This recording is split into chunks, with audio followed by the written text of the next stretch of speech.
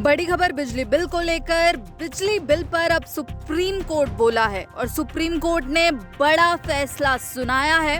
दिल्ली में बिजली रेट बढ़ाने को सुप्रीम कोर्ट ने मंजूरी दे दी है, लेकिन सुप्रीम कोर्ट ने साथ ही कुछ शर्तें भी रखी हैं।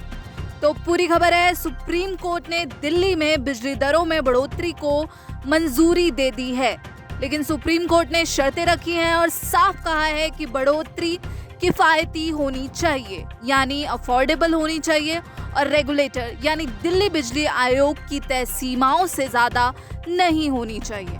इसी के साथ सुप्रीम कोर्ट का कहना है कि बिजली दरें बढ़ाई जा सकती हैं, लेकिन ये आम लोगों की जेब पर भारी ना पड़े। इसी के साथ सुप्रीम कोर्ट ने ये भी आदेश दिया है कि बिजली रेगुलेटरी कमीशन DERC को ये स्पष्ट करना होगा कि इसका सही तरह से रोड मैप तैयार किया जाए, दरें कैसे और कब बढ़ेंगी ये भी बताया जाए।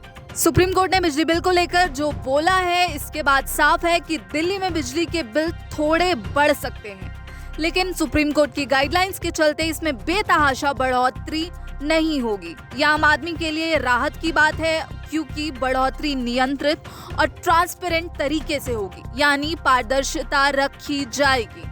सुप्रीम कोर्ट ने दिल्ली में बिजली दर बढ़ाने को हरी झंडी जरूर दी है, लेकिन साथ में सुनिश्चित किया है कि आम जनता के हितों के खिलाफ कुछ भी ना हो।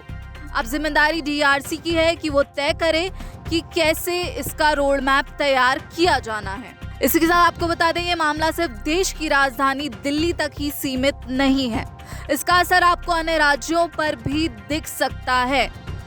सुप्रीम कोर्ट ने देश भर में वर्षों से लंबित नियामक परिसंपत्तियों यानी रेगुलेटरी एसेट्स को 4 साल के भीतर समाप्त करने का निर्देश दिया है। अब नियामक परिसंपत्तियां क्या होती हैं? तो वो राशि होती हैं जो बिजली वितरण कंपनियों को उपभोक्ताओं से वसूली के लिए अनुमोदित होती हैं, लेकिन समय पर नहीं वसूली जाती।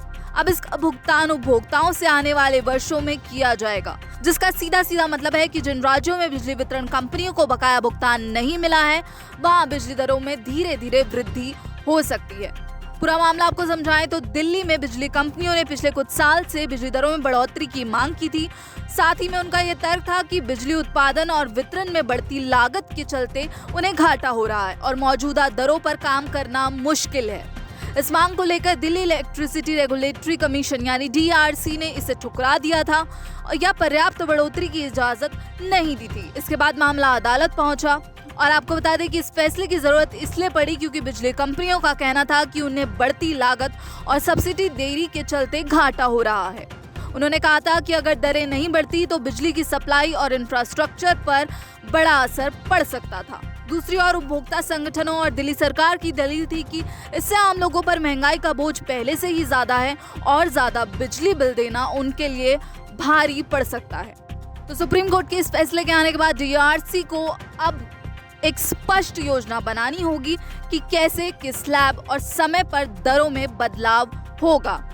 तो बिजली बिल पर सुप्रीम कोर्ट का जो फैसला आया है, जिसमें सुप्रीम कोर्ट ने शर्तें भी रखी हैं, उस पर आपकी क्या राय है हमें कमेंट बॉक्स में जरूर बताइएगा। ऐसी ही खबरों और वीडियोस के लिए जुड़े रहिए दैनिक जागरण के साथ। नमस्कार।